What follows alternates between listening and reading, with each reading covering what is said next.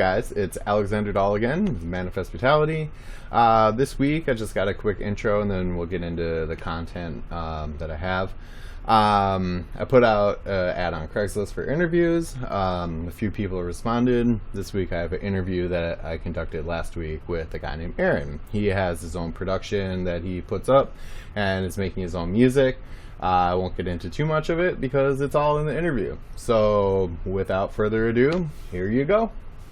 All right, so I'm here with somebody that reached out to me in response to my ad for interviews. His name is Aaron. I'm going to go ahead and let him introduce himself. Hi, guys. My name is Aaron Geezy. I go by the stage name GeezTown. That's GeezTown.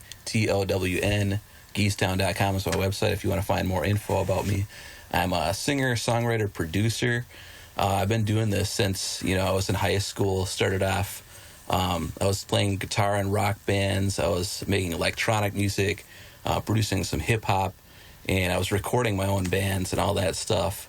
So, yeah, started off way back then, and fast forward to today. I've been through. What instrument did you start playing when you first got into music? Guitar was probably the first thing I really got into. And how old were you when you started playing guitar? I want to say maybe 11 or 12. Okay. And then did you start taking lessons classically, or did you start listening to Metallica and stuff and you're like, I'm going to do that? You know what? When I was my dad's actually a music teacher. Okay. And so growing up, he kind of wanted me to get lessons, but I was never into it. It was always learn how to play Old MacDonald or whatever. Sure. So I was never into that. So finally, middle school, when I started listening to rock bands, it's I want to play this, Sure, absolutely. The first song I learned how to play was Spoon Man by Soundgarden. Okay, absolutely, yeah. So, that's a good pick. Yeah. Very cool.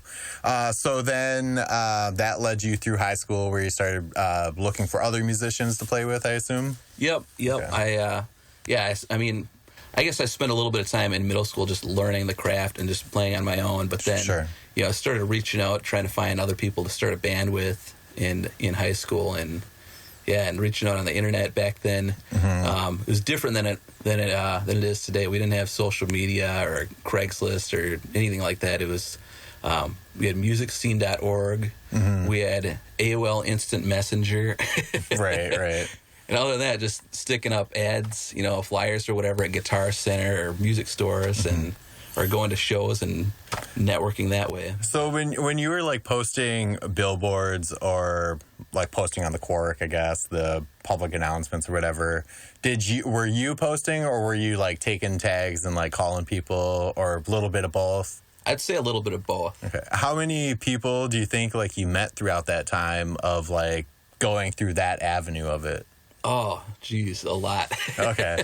And so when you look at that sort of thing comparatively to the Craigslist and social media that we have these days, would you say that you get a higher turnout of people doing it the old-fashioned organic way or the digital way these days? Well, I think it's people are always going to be people. There's always going to be flaky people. There's always going to be people that are just delusional and have no idea what they're doing. Sure. You're always going to run into those people, but I think the advantage today is that with social media and everything, someone you connect with someone online, you can go check out, if they've got maybe a YouTube video and they're doing some cover songs, or if, they have something out, it's a lot easier to see. Sure. Get a taste of what they're going to be like before you end up meeting up. So right. You still don't know if they're going to be a reliable person or not, but in my audition days, whenever I would respond to an ad, I would up front tell people I'm very flaky, and I will do my best to show up on time, and it's nothing against them, but I am a flake, and it just happens. Yeah. So I tried to be very honest with it. Yeah, and everyone's at a different stage too. Some people are just looking for just once a month, let's get together and just have a few beers and jam or whatever. Right. And that's fine. And then some people are, they want to take it more seriously too. And That's one of the things I often find complicated about getting a group of people together to play music is essentially the ambition aspect of it. You never know where they fall on the spectrum of what they want to do and what they want out of it. Just recently in one of the rehearsals that I have, they brought in a guitarist that was brand new, and the guy after rehearsal, sent the front man an email that was all about changing the band, renaming it, etc. Like, just wanted to take the reins. And so, I mean, it just goes on and on. So I assume you've had, like, crazy interactions, like, with musicians that are probably on the same level. Yeah. There's been a lot of them throughout the years. I mean, even these days, I still run into people. I want to say more recently, there's a situation where I'm also a producer. I work with other artists and things. Okay, very cool. And this guy, he's a hip hop artist. I don't want to name any names. Of course, I would prefer you didn't. And I'm not like judgmental or anything, but it was a situation where like I felt like we really hit it off. We're like friends, like having fun making music. But then it was like, you know, it gets time to release something and start talking a bit about business, and things just get really weird and really like, you know, like getting upset with me about this, and it's like, I don't know, it just seems like that's another aspect of it is when, you know, when business starts coming to play, when the money comes in. Yeah, even if you're not making a lot or anything, right. It's still just as like, you know, everything could be going great until that. Yeah. How many bands would you say that you've played with that like you weren't fronting? Because where we're sitting now, we're sitting inside Aaron's studio where he produces all of his own stuff, and I assume throughout your musical career you've like worked for other bands as well, or participated in other bands. How many would you, if you had to put a number on it, what would the ballpark be? Geez, I don't know. More than 10, I'd say. More than 10? Like, what's the longest one that you've been with, and then what's the shortest one? That I've played in, or that I've produced, or let's say that you've played in. That you've been a part of. All right, let's see. I would say the longest, maybe like a year and a half, 2 years. Okay. And the shortest, I mean, obviously it's like one audition, one jam session. It's just over. Yeah. Yep, been there. So of all of those experiences, what are a couple like stories that kind of stick out in your mind of, oh my God, I can't believe this person did this? Well, one that I actually told in another video that I put out on my channel recently. So I look back on the early days, you know, high school, you know, and I kind of compare it to nowadays. If you ever see the bad auditions on The Voice of people that are just delusional, that just, you know, and you just laugh at them because it's so bad. And one particular experience from those days, I remember there's this drummer, and you know, he came over. You know, he had this really nice electronic drum kit. It was like really expensive, like nice electronic drum kit. He came over, he brought his drum kit, and we started jamming together, you know, a few times, and he just started getting kind of flaky, and like we couldn't get a hold of him, you know, he wasn't showing up to practice, and so after a while, we just like don't hear from him at all, can't get a hold of him, and we're like, okay, whatever, we're moving on. We're and jamming his drum with more set drummers. Was still there? But yeah, he left his drum kit at my house. I'm like, this nice kit, like, are you gonna come get it? So it's just sitting there in my house, and we're like, whatever, like I'll take that. Right. You know? So it must have been like a couple of years later. Like we're practicing just normal every day, and all of a sudden he just like walks in, like matter of fact, like, oh, I'm here to get my drums. What the fuck? Yeah. Jeez. So but you would think that like he would have the cognizance to A, say that he actually wanted them, or B, to say, oh, I guess those are yours now. But I mean, at the same time, in my studio, I have equipment of other people that at any point they could just say, oh, I'm going to take this back. And I would be at a loss to say no. Yeah. That's crazy. Is there anything else like off the top of your head that has been just something crazy that's happened at any of the shows you've done, or? Let's see. I guess, I've had a few experiences as a producer of just flaky people, flakiness. Like, you know, I remember there's this guy, he kind of reminded me of the Goo Goo Dolls. Like, he had kind of that singer-songwriter acoustic, you know, a little bit of a rasp in his voice. Sure. And he was good. Like, he had good songs, and I spent a lot of time working with him. And he lived way out in St. Cloud, so it was like kind of a drive, you know, for us to get together. And I'd drive out there, and he'd drive out here, and whatnot.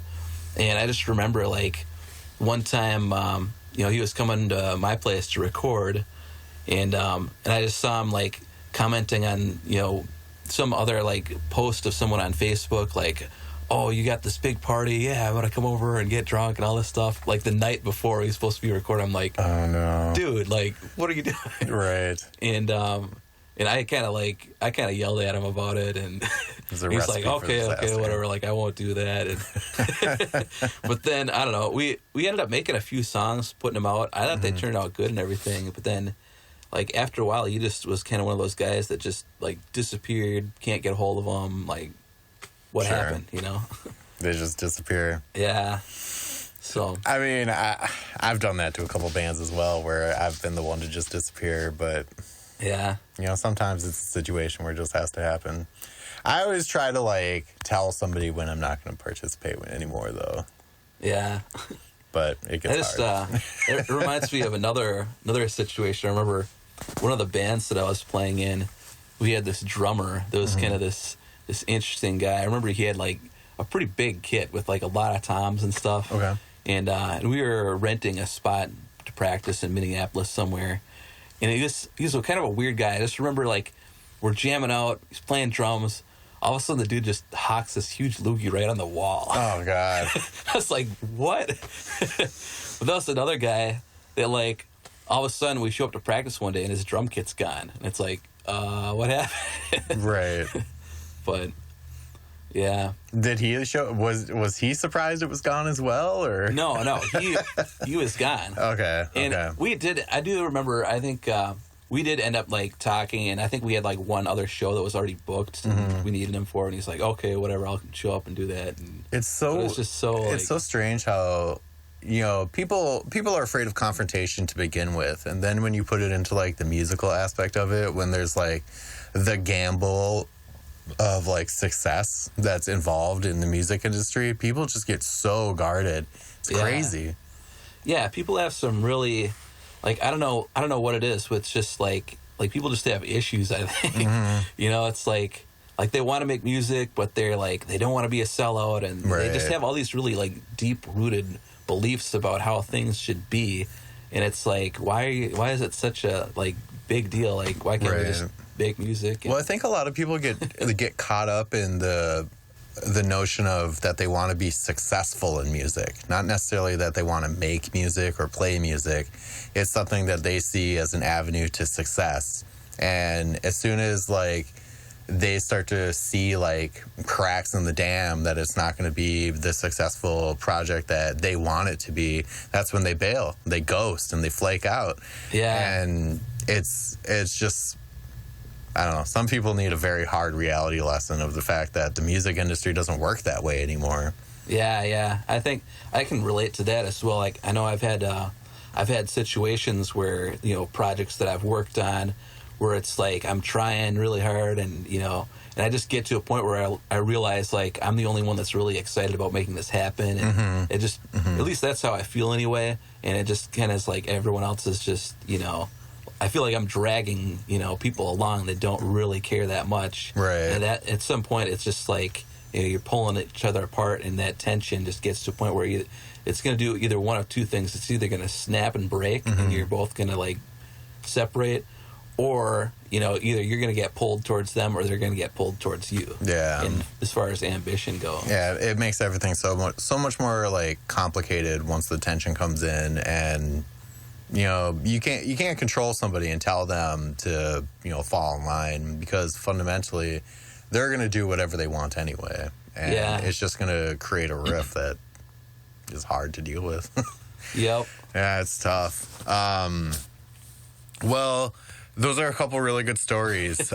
So you just put out a new track. Do you want to promote that at all? Yeah. I just put out a new song. It's called "She Blocked Me," and you can find it on my website, GeezTown.com.